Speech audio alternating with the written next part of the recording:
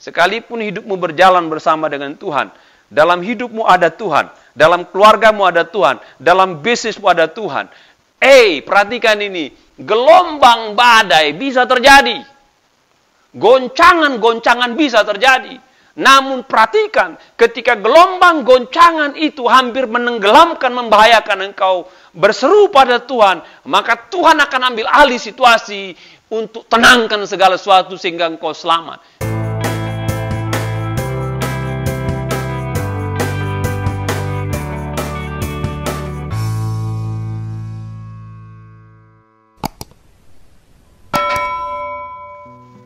Shalom saudaraku, selamat berjumpa kembali. Saat ini kita akan kembali mendengarkan firman Tuhan. Saya undang kita untuk berdoa sejenak. Mari kita berdoa. Kami bersyukur kepada Tuhan buat hari yang indah, karena Tuhan berikan kami kehidupan, kekuatan, kesehatan, damai, sejahtera, perlindungan, penyertaan. Engkau sungguh sangat baik. Selama beberapa hari, beberapa minggu, beberapa bulan kami ada dalam kondisi baik. Itu semua karena anugerah Tuhan. Pada hari ini, hari yang luar biasa ini, sebentar Tuhan kami berdiam diri mendengarkan sabda firman Tuhan. Mari Tuhan berbicara kepada kami, berkata-kata kepada kami, bersabda kepada kami, agar kami mengerti Tuhan itu sungguh baik dan peduli kepada kami. Kami sambut firman-Mu dalam nama anak-Mu Yesus kami ucap syukur. Yang percaya katakan bersama-sama amin. Bapak Ibu Saudara, saat ini saya akan sampaikan renungan firman Tuhan. Judulnya tak pernah dibiarkan. Itu judulnya. Judulnya tak pernah dibiarkan. Akan ada 3 kisah daripada cerita-cerita kitab suci yang akan saya sampaikan kepada Bapak Ibu Saudara untuk membuktikan bahwa Tuhan tak pernah membiarkan kita. Pertama saya ambil dari kitab 2 Raja-Raja 6 ayat 16 sampai 17. 2 Raja-Raja 6 ayat 16 sampai 17. Firman Tuhan katakan demikian. Jawabnya, jangan takut sebab lebih banyak yang menyertai kita daripada yang menyertai mereka. Lalu berdoalah Elisa, ya Tuhan, bukalah kiranya matanya supaya ia melihat. Maka Tuhan membuka mata bujang itu sehingga ia melihat. Tampaklah gunung itu penuh dengan kuda dan kereta berapi sekeliling Elisa. Konteks ayat ini berbicara bahwa ada seorang raja yang sedang berperang dengan Israel, bernama Raja Aram. Dan dia senantiasa memasang taktik untuk mengalahkan pasukan-pasukan Israel. Namun seringkali taktiknya itu diketahui oleh orang Israel sehingga dia tidak pernah bisa mengalahkan orang Israel. Lalu dia berbicara kepada para pegawainya. Raja ini berbicara kepada para pegawai dan bertanya, siapa di antara kalian yang menjadi pengkhianat sehingga apa rencana saya itu senantiasa ketahuan sama Israel. Lalu salah seorang pegawai daripada Raja Aram mengatakan, bukan berkhianat raja, katanya. Karena di Israel ada seorang nabi. Nabi itu yang tahu apa yang kita bicarakan, apa yang raja katakan. Di kamar tidur sekalipun, waktu tidur sekalipun, nabi itu tahu, kata sang pegawai tadi. Oleh sebab itu Raja Aram mengirim pasukan untuk mencari Nabi Elisa dan berencana membunuh Nabi Elisa. Bayangkan Bapak Ibu, Raja Aram itu mengirimkan pasukan yang banyak. Musuhnya cuma 1 orang, seorang nabi. Namun untuk membunuh nabi dikirim pasukan yang besar. Sepertinya logikanya kurang main kalau saya rasa Bapak Ibu. Untuk seorang nabi saya rasa cukuplah dikirim pasukan elit 5 atau 10 orang. Tapi raja ini menganggap serius tentang nabi ini, maka dikirim sejumlah besar pasukan ke kota di mana si Elisa berada.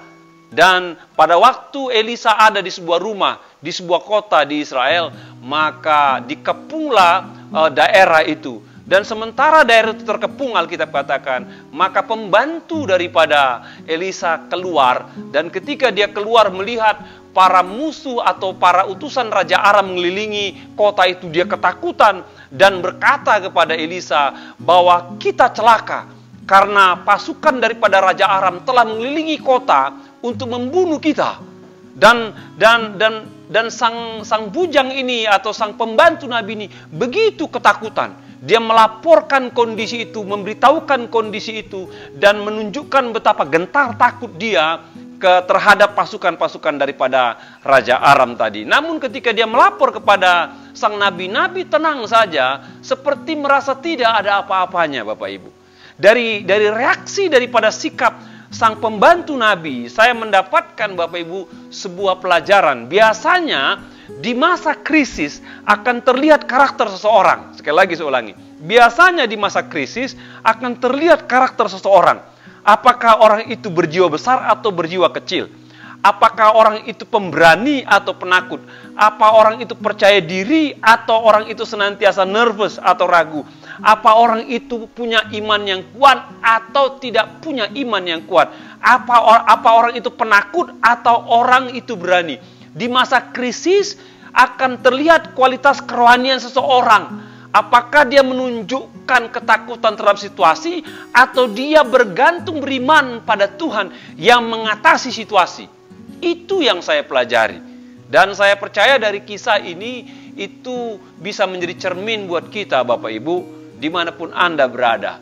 Kalau Anda dikepung oleh sebuah kondisi atau sebuah kondisi yang membahayakan hidupmu, ingat, krisis atau kondisi yang dikepung masalah itu akan memunculkan karakter siapa diri kita, siapa pribadi kita, siapa kita dalam bereaksi berespon terhadap kondisi yang ada.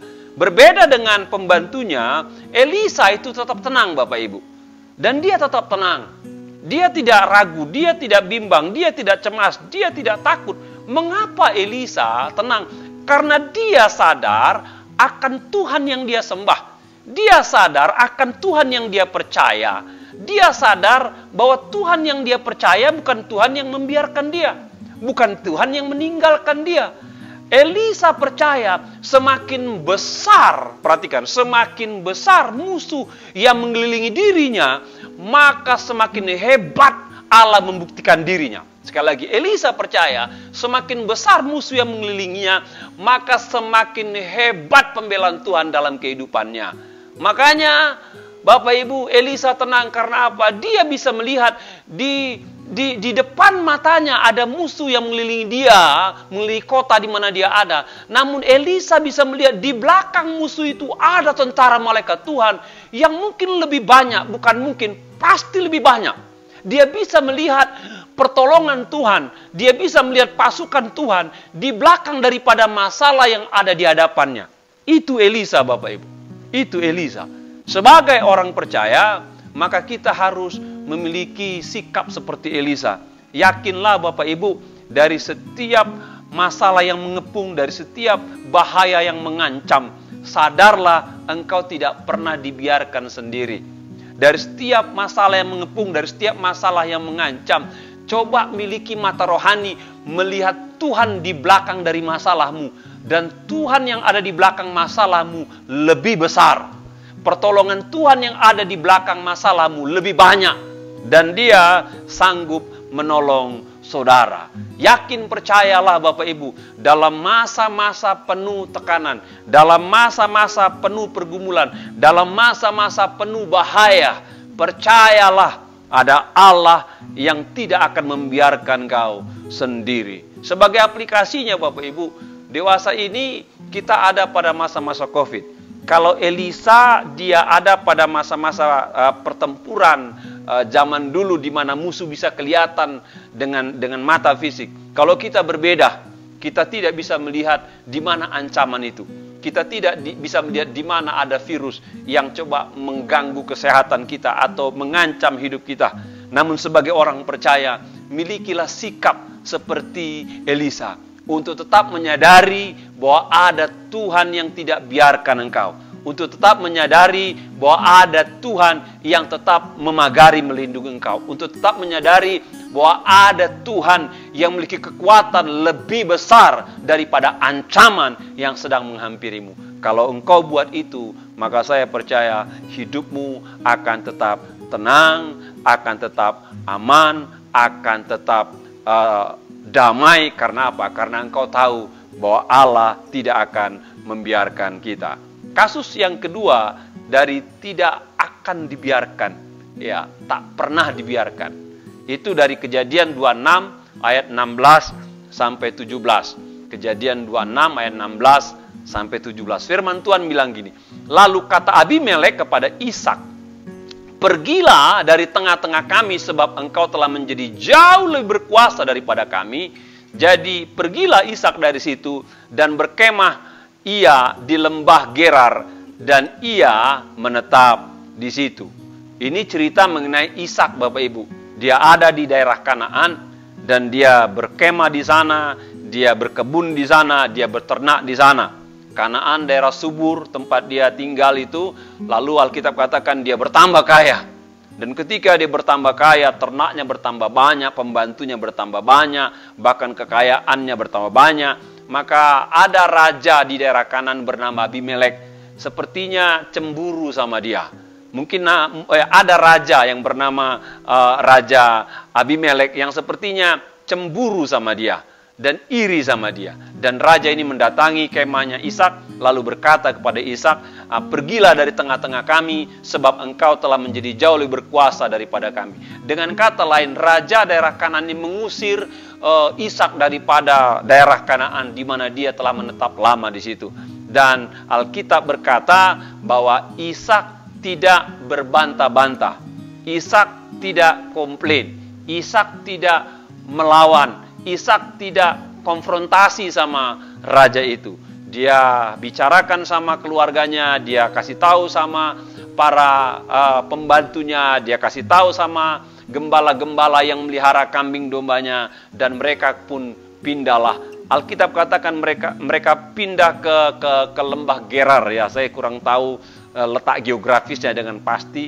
Namun saya percaya itu lokasi pastilah tidak sebaik daerah di mana dia sudah subur, sudah bertambah kaya, bertambah maju sebelumnya, di mana dia diusir oleh Raja Abimelek. Dan dia tinggal di sana. Pasti Bapak Ibu, orang yang baru pindah pasti memulai dari nol lagi. Saya percaya itu. Pasti dia mulai dari nol lagi. Dia pasang tenda, dia cari rumput padang untuk ternak dombanya.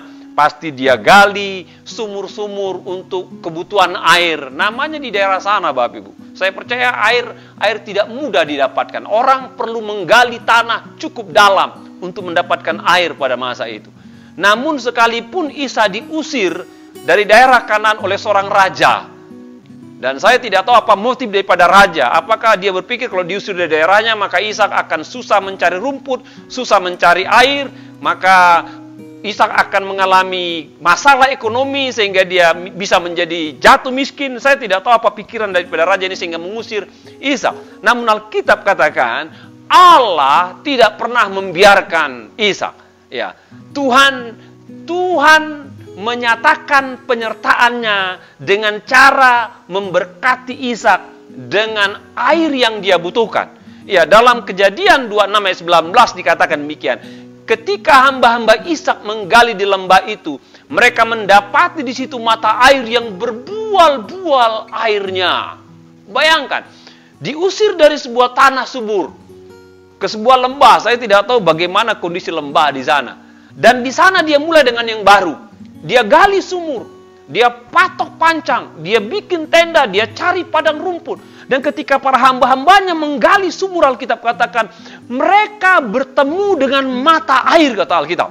Ya, mereka bertemu dengan mata air, dan bukan hanya bertemu dengan mata air, airnya berbual-bual, begitu banyak, begitu berlimpah. Sehingga saya percaya ternak-ternak daripada Ishak tidak akan kehausan. Bahkan keluarga Ishak, pembantu Ishak, budak Ishak, para gembala tidak akan pernah kehausan. Karena apa? Mereka mendapatkan mata air yang berbual-bual.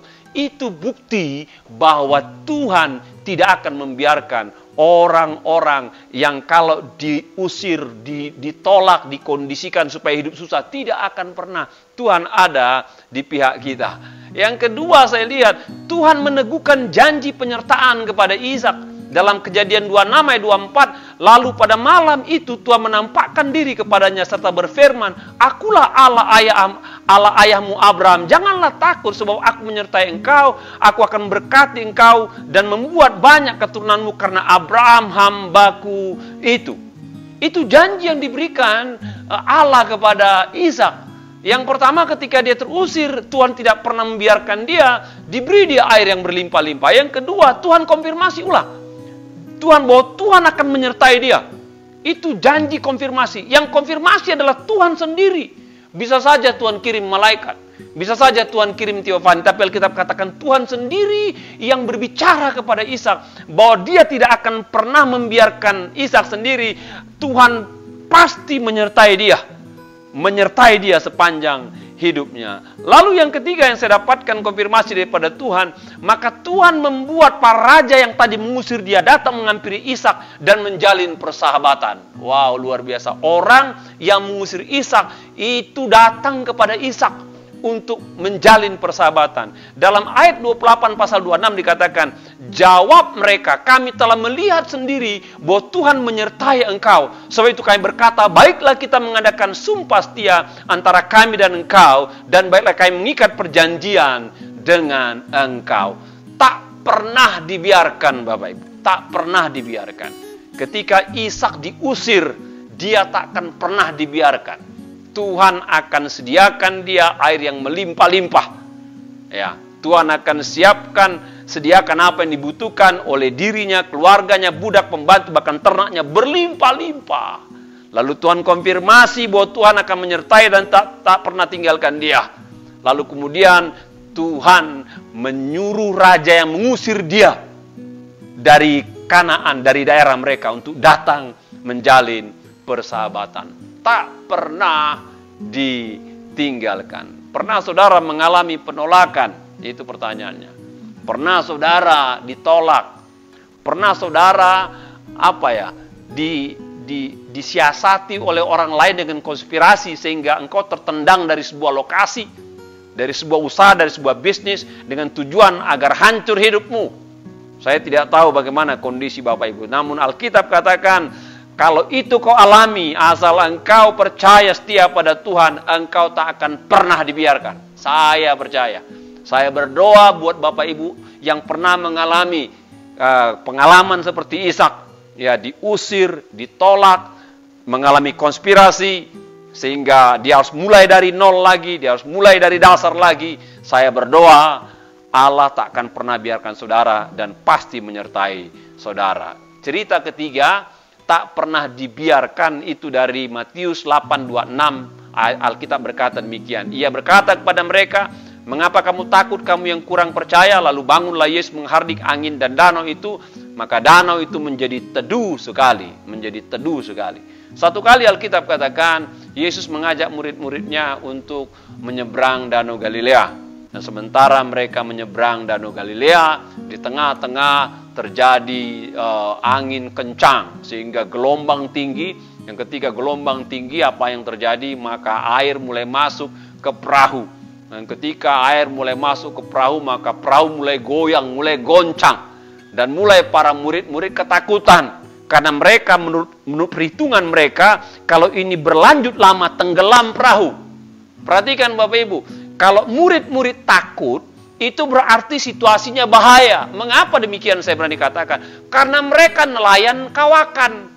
Mereka itu tinggal di daerah laut atau danau Galilea. Mereka dari kecil sudah menjadi nelayan. Jadi kalau mereka takut ketika gelombang datang, itu betul-betul situasi yang amat sangat berbahaya. Kalau gelombang biasa saya percaya mereka sudah biasa. Namun kalau mereka takut, itu betul-betul kritis atau krusial sekali. Makanya mereka kelagapan. Yang ketika mereka kelagapan karena begitu besar goncangan angin, goncangan hantaman ombak, mereka bangunkan Yesus. Katakan, guru, guru, kita hampir binasa. Bangunlah guru, kita hampir binasa.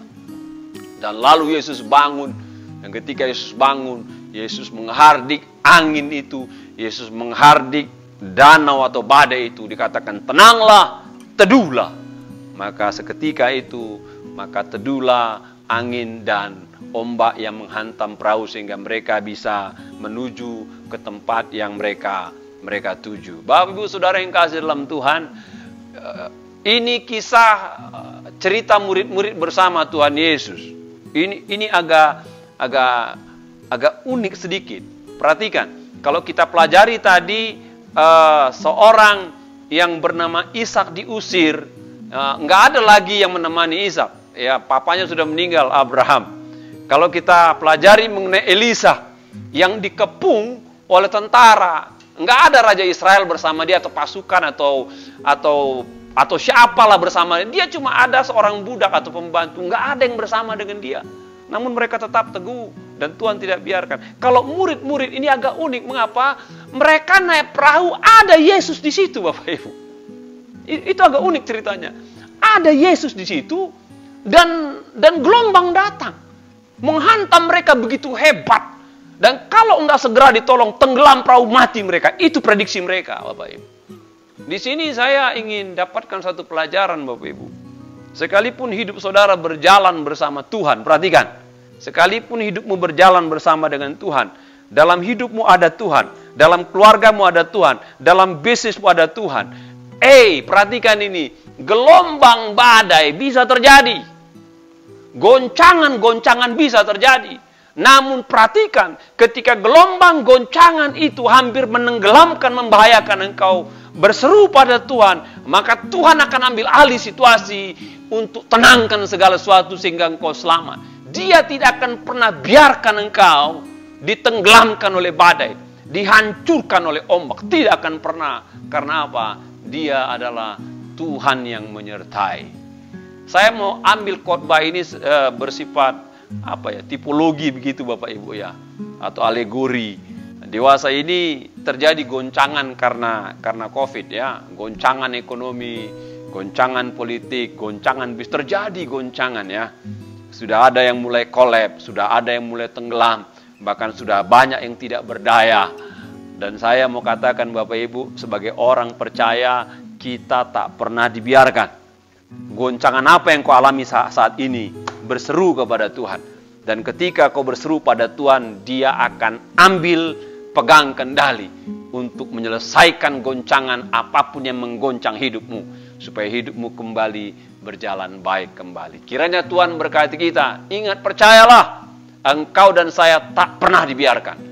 Dia akan menyertai kita dengan cara melindungi, memagari kita dengan pasukannya, dengan tentaranya, dengan kekuatannya. Tak pernah dibiarkan. Kalaupun engkau diusir, engkau ditolak oleh orang lain, yakin, percaya, Tuhan bisa buka sumber-sumber berkat. Dan Tuhan berjanji akan menyertai. Dan ingat, Tuhan bisa balik kondisi yang ada. Yang tadinya orang musuhi engkau, orang itu akan datang bersahabat dengan engkau. Tuhan tak pernah membiarkan. Meskipun hidupmu setia pada Tuhan, engkau tekun pada Tuhan, goncangan terjadi, hantaman badai terjadi. Kalau kau berseru pada Tuhan, Dia ambil kendali. Dan hidupmu akan berjalan dengan baik dan damai dan tenang dan selamat. Tuhan berkati kita semua. Mari kita berdoa. Kami bersyukur pada Tuhan, karena kami telah dengar firman-Mu bahwa kami tak pernah dibiarkan. Ada Allah yang senantiasa melindungi kami, Allah yang membela kami, Allah yang memagari kami dari semua bentuk bahaya yang coba mengancam hidup kami. Tak pernah dibiarkan. Sekalipun ada penolakan, ada konspirasi, ada rencana tidak baik dari orang-orang tertentu, Allah bisa buka sumber-sumber baru yang melimpah-limpah. Allah akan berikan janji bahwa Tuhan menyertai kami. Tak pernah dibiarkan. Meskipun kami setia pada Tuhan, goncangan bisa terjadi, badai bisa terjadi, asal kami berseru pada Tuhan, maka Tuhan akan ambil kendali dan menolong hidup kami. Berkati kami semua.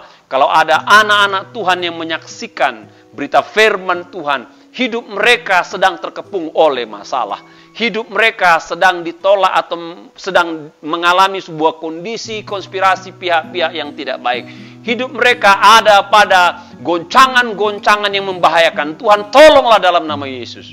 Dan kami percaya pertolongan Tuhan pasti datang buat kami. Dan Tuhan tak pernah terlambat. Kami percaya firman-Mu ya dan amin. Memberkati kami semua. Dalam nama Yesus kami ucap syukur dan berdoa. Yang percaya katakan amin. Tuhan berkati kita semua saudara.